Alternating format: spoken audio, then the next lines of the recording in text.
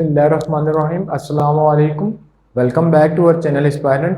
तो बेसिकली आज की वीडियो के अंदर हम जो है नेक्स्ट टॉपिक को डिस्कस करने जा रहे हैं।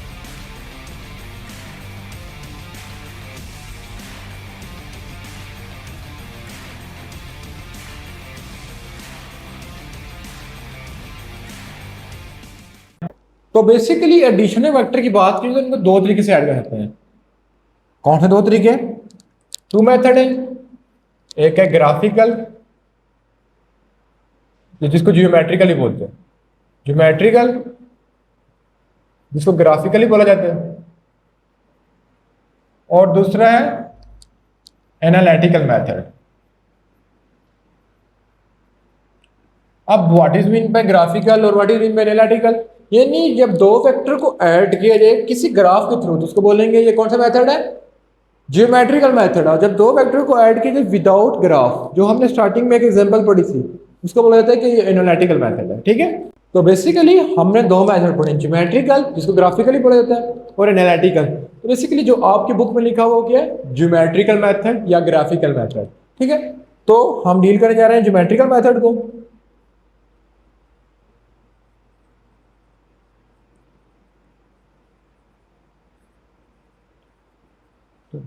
अकॉर्डिंग टू ज्योमेट्रिकल मेथड हम वेक्टर को ऐड करते हैं by head to tail rule.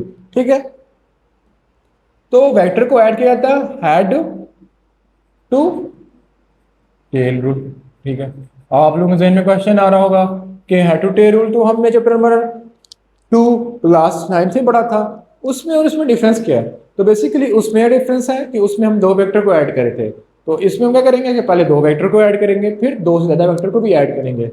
Basically जो चैप्टर नंबर 2 आपने 9 से पढ़ा था और चैप्टर नंबर फर्स्ट ईयर में पढ़ा था वो लिंक करें, तो चैप्टर मतलब 9 क्लास की बुक लिंक कर रही होती है फर्स्ट ईयर की बुक के साथ, और इससे 10 की बुक लिंक कर रही होगी सेकेंड ईयर की बुक के साथ। ठीक है, तो basically head to tail rule की बात करें तो ग्राफिकल वेक्टर, तो हमने स्टार्टिंग की वीडियो में मैंने इस तरह की एक एरो हेड ड्रॉ किया था, जिसमें मैंने आपको बताया था कि ये जो लाइन है ये शो कर रही है इसके मैग्नीट्यूड को, और जो एरो हेड है वो शो कर रहा है इसकी डायरेक्शन को। ठीक है, तो फर्दर आपको बताया था कि ये चीज़ टेल होती है, ये चीज़ हेड होता है। तो basically head to tail rule क्या होता है कि जब दो वेक्टर को ऐड किया जा रहा है, ये सिंगल वेक्टर है, तो उसका होता है join the head of first vector, यानी फर्स्ट वेक्टर जो भी उस हेड को ज्वाइन किया जाएगा with the tail of second vector which give another vector which is a sum of both vector, we call them as resultant।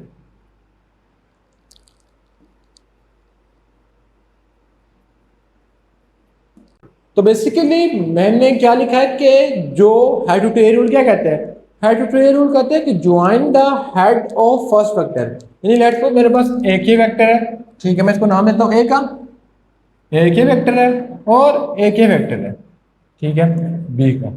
ठीक है, तो मैंने क्या कहा कि join the head of first vector, यानी जो फर्स्ट वेक्टर का हेड है यानी ए का। तो बेसिकली अगले पेज में मैं इसके सेकेंड डायग्राम ड्रा करूंगा। ठीक है, with the tail of second vector, जो इसका हेड है वो सेकंड वेक्टर के टेल से जुड़ा होगा। ठीक है, ये आ गया। ठीक है, अब इन दोनों का जो रिजल्ट होगा वो हमें क्या दे रहा होगा? Resultant R is equal to A plus B. अगले पेज पे ज्यादा डिटेल से ज्यादा अच्छे से कैसे समझाऊंगा, पहले इसकी डेफिनेशन को समझ लेते हैं। लिखा हुआ था कि join the head of first vector, यानी पहले वेक्टर के हेड को हमने ज्वाइन कर दिया टेल ऑफ सेकंड वेक्टर, जिसके रिजल्ट में क्या आ रहा है? Which give another vector, another vector दे रहा है जो कि इसको हम बोलेंगे रिजल्टेंट, जो कि इन दोनों वेक्टर का सम था। तो बेसिकली अगर हेड टू टेल रूल की बात की है तो उसमें क्या था कि पहले वेक्टर का टेल दूसरे वेक्टर के हेड से मिली होगी और उसके रिजल्टेंट में एक नया वेक्टर आएगा। ठीक है, अब इसके स्टेप की बात कीजिए तो हम वेक्टर को ड्रॉ कैसे करते हैं। ठीक है, तो basically head to tail rule को ड्रॉ करने के लिए हमारे पास 4 स्टेप होते हैं, और स्टेप को पढ़ लेते हैं। तो बेसिकली जो फर्स्ट स्टेप लिखा हुआ है the following step are follow to add two vector by head to tail rule, यानी कि जो डिफरेंट स्टेप हैं जिनको हम फॉलो करते हुए हेड टू टेल रूल को अप्लाई कर सकते हैं। ठीक है, अब बेसिकली कौन कौन स्टेप है? Sketch one vector according to selected scale in given direction, यानी कि जिस स्केल में मैं वेक्टर गिवन था, लेट्स सपोज इस डायरेक्शन में वेक्टर गिवन था, तो इसको कोऑर्डिनेट एक्सिस में ड्रॉ कर लेंगे। ठीक है, एक्स वाई जी में ड्रॉ कर लेंगे। फिर नेक्स्ट क्या है? Now put the tail of second vector, जो सेकंड वेक्टर की टेल है वो ज्वाइन हो जाएगी head of first vector according to scale, यानी कि जो स्केल की मदद जिस मतलब डायरेक्शन में वेक्टर रहा है उसी डायरेक्शन में अपने वेक्टर को उठा के दूसरे के साथ ज्वाइन कर देना है। By joining the tail of first vector with the head of second vector, putting an arrow head line joining away from the origin give the resultant. ठीक है, जैसे कि पिछले पेज के अंदर मैंने डेफिनेशन लिखाई थी कि पहले वेक्टर की हेड को दूसरे वेक्टर की टेल से ज्वाइन करेंगे, उसके रिजल्टेंट उसके मतलब कि आंसर में एक और वेक्टर रहा होगा जिसको बोलेंगे रिजल्टेंट वेक्टर है। ठीक है, to determine the resultant vector the length of R convert back according to scale give the magnitude of resultant और determine the magnitude of resultant with X axis. तो बेसिकली इसके रिजल्टेंट को मतलब कि जो लास्ट लाइन है ये आपको उस वक्त समझ आएगी जब हम करेंगे बेसिकली रेक्टेंगुलर कंपोनेंट में इसको रिजॉल्व करेंगे। ठीक है, तो उस वक्त आपको ज्यादा अच्छे से समझ आएगी। उस वक्त मैं आपको लाइन वापस पढ़ के समझाऊंगा अभी। आप फर्दर मूव करते हैं, वेक्टर की बात की जाती है। ठीक है, बहुत इजी से एग्जांपल है कि पहला पॉइंट लिखा होता है कि जो स्केल के मुताबिक वेक्टर ड्रॉ और उसको ड्रॉ कर लिया, तो बेसिकली मैंने एक वेक्टर ए ड्रॉ कर लिया, दूसरा वेक्टर बी ड्रॉ कर लिया। ठीक है, अब मेरे पास ये फर्स्ट वेक्टर है, ये सेकंड वेक्टर है। ठीक है, फिर हम नेक्स्ट में मूव करें तो नेक्स्ट पे हमने क्या बात की थी कि join the head of first vector with the tail of second vector. तो फर्स्ट वेक्टर का हेड ये था, सेकंड वेक्टर की टेल ये थी, इन दोनों को ज्वाइन कर दिया जिसके आंसर में हमें रिजल्टेंट पता चल रहा है। ठीक है, रिजल्टेंट मिल रहा है ये वाला जो रेड लाइन में ड्रा हुआ है। ठीक है, जो ग्रीन से ड्रा हुआ वेक्टर ए है, जो ब्लू से ड्रा हुआ वेक्टर बी है, इन दोनों को ऐड कर दिया, यानी जिस डायरेक्शन में पड़े थे, यानी लेट्स सपोज अगर यहाँ पे वेक्टर बी की डायरेक्शन मान लिया 75 डिग्री, तो जब इसमें ऐड करेंगे तो यहाँ पे भी 75 डिग्री होना चाहिए, यानी कि आप खुद से उलट उलट करते रहे। ठीक है, तो यहाँ पे लेट्स सपोज इसका बन रहा होगा एंगल 25, तो यहाँ पे भी 25 होगा। ठीक है, जिसकी हेल्प से अपने रिजल्टेंट में चल रहा था। अब लास्ट एंड में इसका आएगा कि हम रिजॉल्व कर लेंगे इसको एक्स एक्सिस में, तो वो फर्दर में आपको जब डिटेल में जाऊंगा तो उसमें आपको बता दूंगा। ठीक है, ये सिंपल एडिशन थी।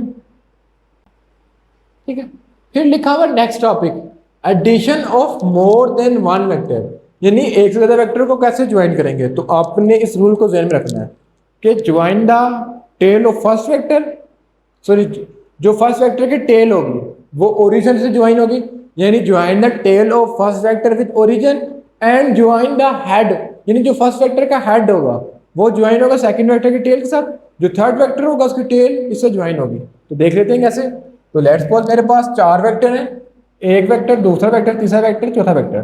ठीक है, तो मैंने क्या कहा था कि जो फर्स्ट वेक्टर होगा उसकी टेल ज्वाइन होगी ओरिजिन से, जो हमारे पास फर्स्ट वेक्टर है उसकी टेल ज्वाइन है ओरिजिन से, और बी वेक्टर हमारे पास था इस डायरेक्शन में, तो हमने बी वेक्टर को इसी डायरेक्शन में ड्रॉ कर लिया। ठीक है, तो फर्स्ट वेक्टर की हेड दूसरे वेक्टर की टेल ज्वाइन कर दी, फिर तीसरे वेक्टर का हेड और चौथे वेक्टर की टेल ज्वाइन कर दी। ठीक है, फिर जिस डायरेक्शन में जाते उस डायरेक्शन में ड्रॉ कर लिया, फिर डी जिस डायरेक्शन में जाते उस डायरेक्शन में ड्रॉ कर लिया, और अब यहाँ पे इनका रिजल्टेंट फाइंड कर लिया।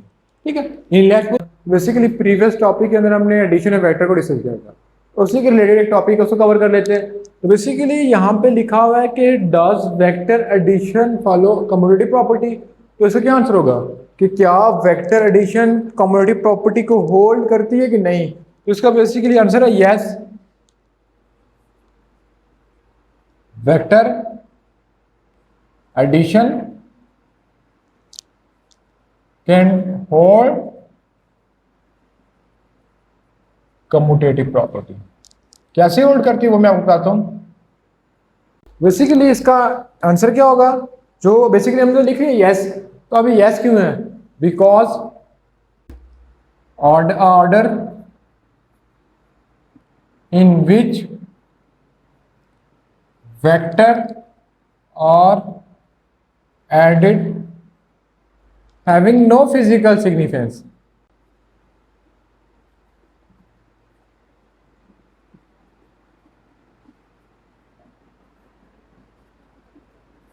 बेसिकली इसका मतलब ये है कि जब हम वेक्टर को ऐड कर रहे हैं तो उसकी मैग्नीट्यूड में कोई फर्क नहीं पड़ा, जैसे था वो वैसे ही आ रहा है। ठीक है, ये नहीं होगा कि पहले ए बी वेक्टर का रिजल्टेंट कम था बाद में ज्यादा आ रहा हो। ठीक है, वो हैस्टीज आ रहा है। ठीक है, दूसरी चीज क्या है, दूसरा क्या बेसिकली, इट इज इंडिपेंडेंट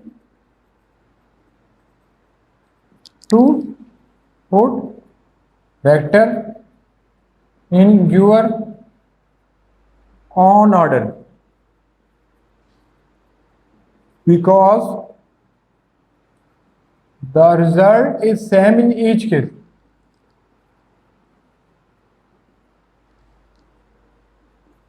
तो बेसिकली मैंने लिखा है कि वेक्टर कम्युनिटी प्रॉपर्टी को कैसे होल्ड कर रहा था। तो मैंने कहा है कि लेट्स सपोज मेरे पास दो वेक्टर है ए बी सी। ठीक है, अब मतलब ये मेरे पास दो वेक्टर आ रहे हैं ना, एक वेक्टर ए आ रहा है जिसको ग्रीन से लिखा जा रहा है, एक वेक्टर बी आ रहा है। ठीक है, अब इन दोनों वेक्टर को ऐड करना है, लेकिन मेरे पास मेंशन नहीं था कि मैंने पहले ए को ऐड करना है बी को ऐड करना है। तो ये जो डायग्राम शो हो रही है ये वाली, ये आपको बता रही है कि पहले हमने बी को लिख लिया फिर उसको ए में ऐड कर दिया, ये ए को लिख लिया बी को ऐड कर लिया। अब इन दोनों में फर्क नहीं पड़ा, यानी अगर लेट्स सपोज ए की वैल्यू 2 होगी और बी की 3, तो 3 + 2 लिखो, आंसर सेम ही आता है। यानी a + b = b + a। Community property को होल्ड कर रहा है क्योंकि मैग्नीट्यूड में हम कोई डिफर नहीं कर रहे। अगर लेट्स सपोज हम एक प्लस में था तो उसे मल्टीप्लाई लिखते फिर इसके डिफरेंस आता है। ठीक है, तो वेक्टर कम्युनिटी प्रॉपर्टी को होल्ड करते हैं।